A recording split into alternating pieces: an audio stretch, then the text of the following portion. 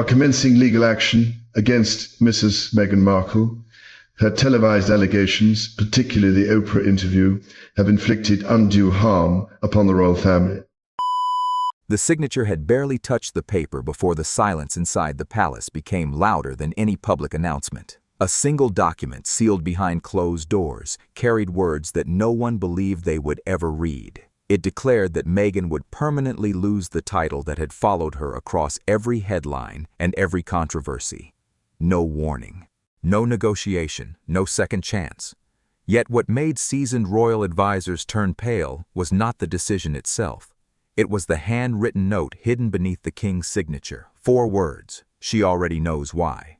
Before we continue, take a second to like the video, subscribe, and tell us where you're watching from.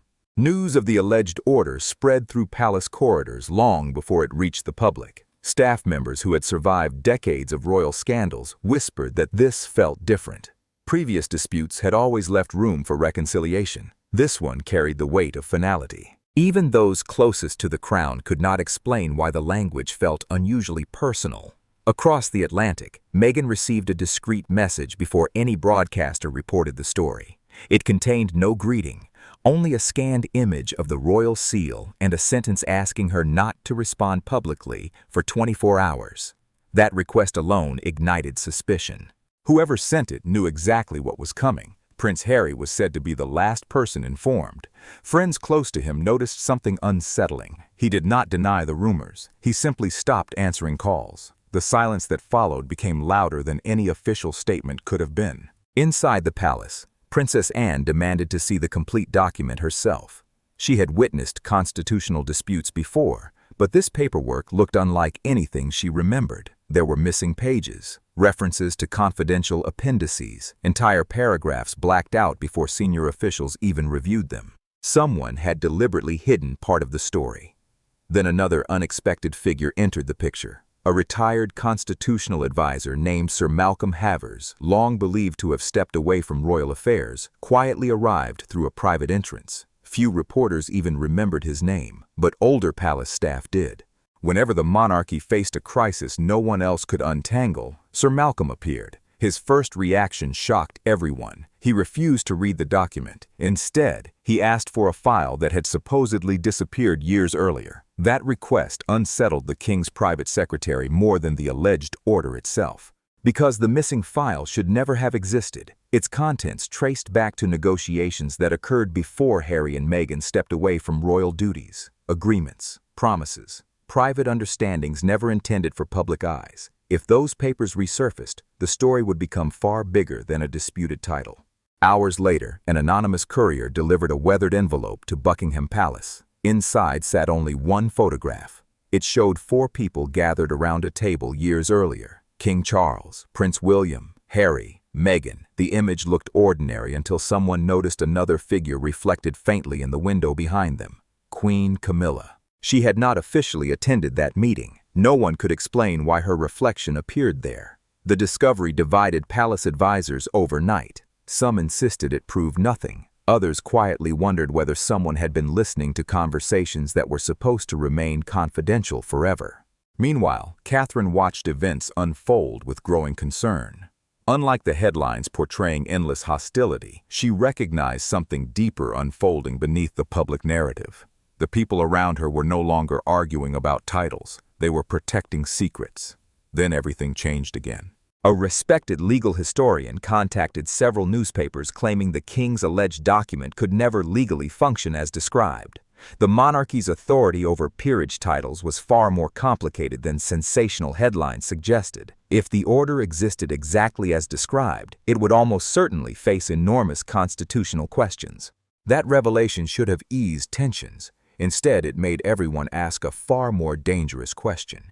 If the document could not legally accomplish its apparent purpose, why create it at all? The answer arrived through another leak, not the document itself. A personal letter, unsigned, undated, addressed only to Harry. Its contents were devastating. The writer claimed the disputed title had never been the true objective. The real purpose was to force someone else into revealing information they had hidden for years. The title controversy was merely bait. Harry reportedly read the letter twice before placing it back into its envelope. He still refused to speak publicly. That silence convinced many people the letter contained at least one truth. Then Sir Malcolm finally opened the forgotten archive. Inside rested transcripts from confidential discussions held before Harry and Meghan left royal life. Nothing criminal, nothing explosive by itself, but one sentence changed everything. If future circumstances require symbolic separation, both parties agree that private understanding shall prevail over public spectacle. No one had ever heard those words before. The room fell silent. If authentic, the transcript suggested discussions about titles had occurred long before anyone imagined they would become international headlines. Yet another question emerged. Who leaked only fragments? Who benefited from maximum confusion? The answer seemed obvious until another player unexpectedly appeared. A former communications strategist named Eleanor Graves publicly denied writing several anonymous briefings that journalists had long attributed to palace insiders. She claimed someone had spent years imitating her language to manipulate public opinion. People dismissed her statement, until forensic analysts compared old documents. Patterns matched. Entire phrases had been copied. Someone had deliberately manufactured an invisible narrator inside one of the world's most scrutinized institutions. Suddenly, every previous leak became suspect. The palace was no longer battling public criticism. It was battling an unseen architect. King Charles reportedly ordered an internal review that reached back nearly a decade. Advisors expected routine findings. Instead, they uncovered a chain of unofficial memoranda circulating without verified authorship. Some subtly favored one family member. Others quietly undermined another. None could be traced to their original source. Years of distrust suddenly looked less like spontaneous conflict and more like careful engineering. Harry received another call. This time he answered. The conversation lasted less than 4 minutes. No transcript ever surfaced, but witnesses claimed he looked neither angry nor relieved afterward, only exhausted. Across London, William held his own private meeting with senior advisors. Those closest to him expected discussions about constitutional stability. Instead, he reportedly asked only one question. Who benefits if every one of us stops trusting each other? No one answered, because no one knew. Then came the confrontation everyone had anticipated, not between Charles and Meghan, not between William and Harry, between Charles and Sir Malcolm. Behind closed doors, the elderly advisor placed the original folder beside the king's desk. He quietly explained that the alleged executive order had become irrelevant. The institution now faced something far more dangerous than legal arguments over titles. It had lost confidence in its own information. Every conversation, every memorandum, every carefully timed leak. Everything now required verification. The king's shoulders reportedly dropped as though years had landed upon them at once.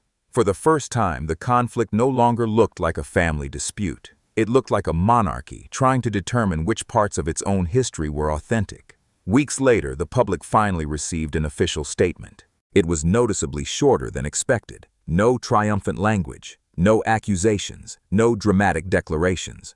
Only confirmation that discussions regarding royal titles remained governed by established constitutional processes, and that speculations surrounding confidential internal documents should be treated cautiously. The statement satisfied almost no one. People wanted villains, heroes, winners. Instead, they received uncertainty. Meghan continued building her own life outside royal circles. Harry remained largely silent. William focused on future responsibilities. Charles carried on with public duties while questions lingered in the background like echoes refusing to disappear. As for the mysterious handwritten note beneath the king's signature, she already knows why.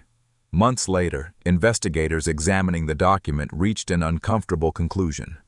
The handwriting did not match the king's. Someone had added those words afterward. The sentence that ignited the entire firestorm had never belonged to him. The title controversy had captured the world's attention. But the greatest deception was not about a duchess. It was about convincing everyone they understood the story before they ever saw the whole picture. Some reputations survived. Some never recovered. Trust proved harder to restore than any title could ever be. And perhaps that became the only verdict that truly mattered. If you found yourself questioning every revelation along the way, then the story did exactly what it intended. Subscribe for more stories.